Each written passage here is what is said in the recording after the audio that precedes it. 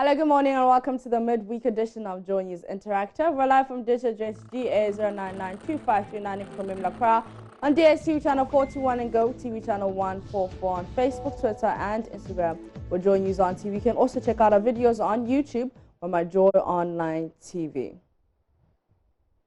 I'm a Peter CBD. Thank you so much for your company. Now, the Ghana AIDS Commission says it will be embarking on an aggressive campaign to raise awareness about HIV/AIDS in churches after statistics revealed churchgoers account for 80% of persons living with HIV. Officials attribute this to what they describe as less active social mobilization and community participation in the campaign on risk behaviors. I'd like to make special appeal to the church because they are in a unique position to help achieve the 1990 targets. Indeed, Christians are the majority population in the country, and statistics show that 80% of persons living with HIV in Ghana go to church. Therefore, the AIDS Commission seeks to strengthen its partnership with the church and encourage the church to use its pulpit to mobilize its members to test for HIV and support those who test positive to assess and adhere to antiretroviral treatment. Our vision is to leave no one behind, and so we'll make HIV prevention, treatment, and care services easily accessible for all. A lot of people haven't reacted to that on our Facebook page, but before we go to those and check out those comments, let's go to the streets of Accra and see what you had to say about this.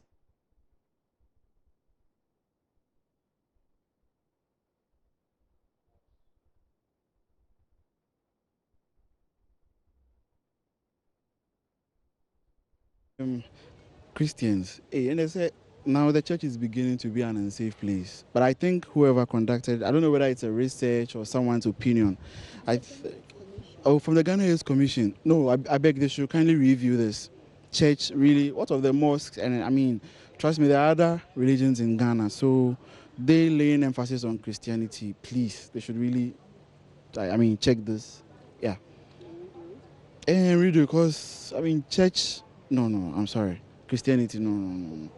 I mean, they're putting the whole religion at stake, and it's so bad. Yeah. So I think they should check. Thank you very much. Hey, Pekajai. So Ghana is Commission is saying that 80% of people living with HIV are Christians.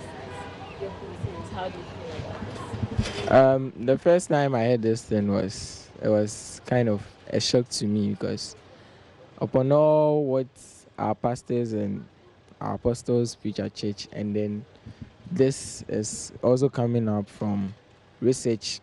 I mean, it's kind of devastating. And then, well, it can be true. Although I wasn't there, the research wasn't done by me and all that. It can be true, and it's very appalling. It's very appalling. And your reasons why do you think it can be true? Yes, because in this 21st century, sex is being something that's been taken as normal. Everyone doesn't find anything wrong with having sex. So it can be true. It can be true. Yes, it's very appalling. It's very, very appalling. For me, for Ghana AIDS saying so, I have nothing to say about. So far as it is an authority, and then they do more investigation about HIV/AIDS, and then they contain HIV/AIDS. Yes, they host HIV. So whatever they say is true. But to me, I can say it's a fallacy in what I have been taught, because point from illegitimate authority does not necessarily mean it's true. Yes, they should bring out proofs. And then if you are saying most of Christians have AIDS, it means what our pastors are portraying to us, they must emphasize on it very well, because AIDS comes with so many things, you understand? Yes, not only having sex, that's why you can get AIDS. You can eat from the same bowl with somebody, you can get AIDS, you understand? Yes, so if they are saying, they should come out with the proof what brought up the AIDS. They should visit the hospital, they should give us reasons why they are saying most of the Christians have AIDS. Yes, so that's what I can say about it. Thank you very much. 80% of people living with HIV/AIDS are Christians. What are your thoughts about this? Okay, I don't know. You're going to react to this. Let's go to our Facebook page and see what you've been saying. This one is from Ed Adra, who says, let's not forget that the 80% estimate is giving up for those who come to the hospital for treatment or management. Others but fail to come to the hospital for management. Let's not be quick with our judgment. The statistics show that most Christians with their infections seek for medical attention, and I think that is commendable.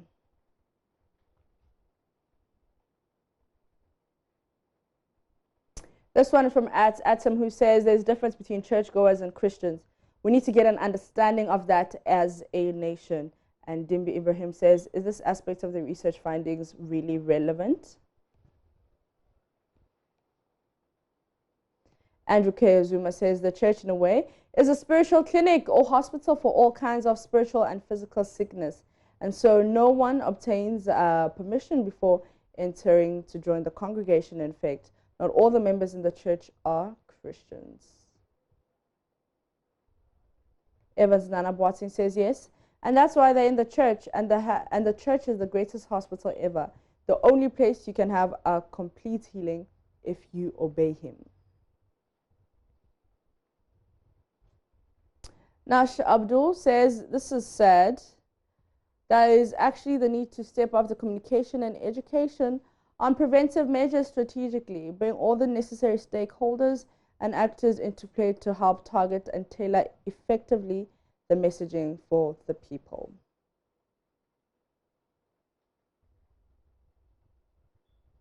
Moses says, what is the percentage of Christianity in Ghana as compared to the other religions? A typical traditional woman or man is not living in a city or town, living in a city or town.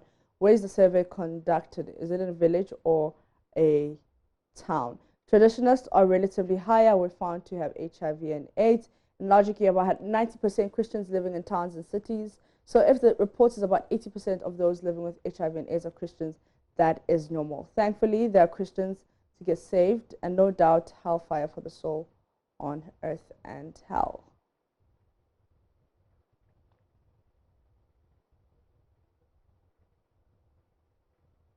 At Al-Hajis Royal says the publication is to inform us, especially Christians, to desist from going to churches for healings and miracles and concentrate on getting the right medication.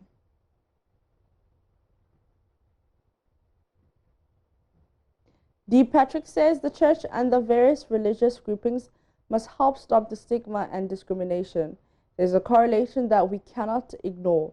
The silence of Christian churches in the fight to end HIV in Ghana has helped create a cloak of secrecy and shame that stigmatizes those at greatest risk for infection. Thomas is asking, so what is the basis of your argument? The fact that the person goes to church on Sunday does not make him or her a Christian, but those who practice the word of God in line with the faith.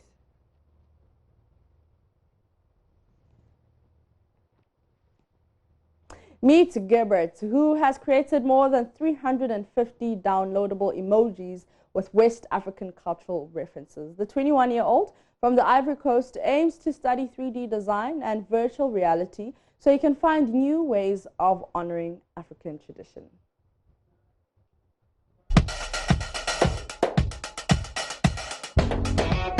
Mon idée de départ était de m'inspirer du style emoji pour que les Africains puissent avoir des emojis qui leur ressemblent. Bonjour, c'est Oplero, j'ai 21 ans et je suis l'auteur de Zouzoukwa, les emojis africains. Parmi mes 5 emojis préférés, il y a le bisap parce que c'est le premier emoji que j'ai réussi à faire.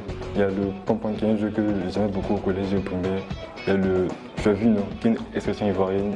Il y a le cas rapide du Sénégal que j'ai jamais pris mais dont j'aime le design et le peigne afro à cause de mes cheveux.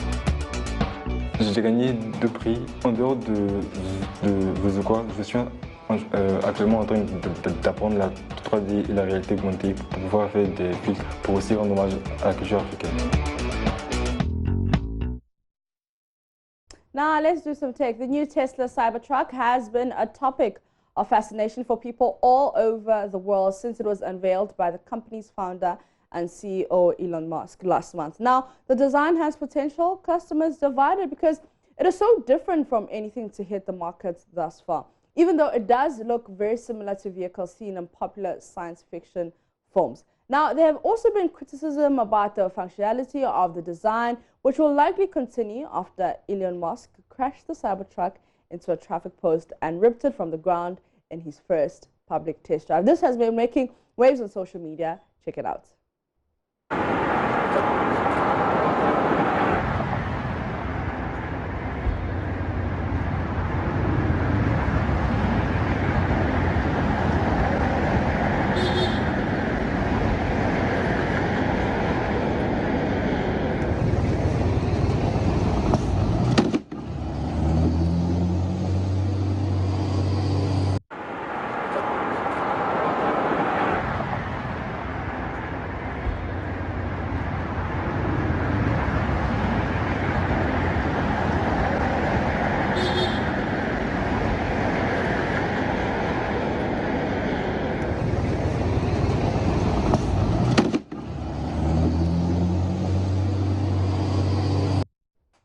On that test drive crashing into the traffic cone note, I'm going to take a quick breather. We'll be back with more.